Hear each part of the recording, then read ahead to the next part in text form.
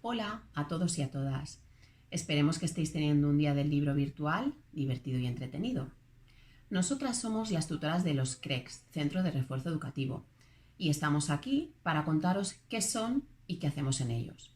Para empezar, deciros que hay 4 centros de refuerzo educativo en el municipio y que están ubicados en Vendinat, Santa Ponsa, Paguera y por último en Son Ferrer. En los 4 centros trabajamos con alumnos de educación secundaria obligatoria de primero a cuarto, residentes en el municipio de Calviá, dándoles atención personalizada y soporte educativo para que concluyan su curso con éxito. Actualmente, debido a la situación de pandemia que estamos viviendo, ofrecemos nuestro servicio prácticamente online.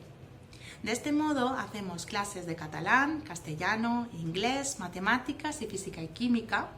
Y además, también hacemos consultorías para preparar los exámenes, tutorías para planificar la semana y sala de estudio para resolver las dudas.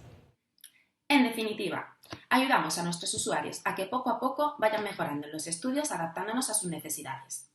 A grandes rasgos podemos decir que esto es lo que hacemos en los CREC de Calviá. Así que, si eres estudiante de secundaria y necesitas un poquito de ayuda en los estudios, no lo dudes, este es tu sitio.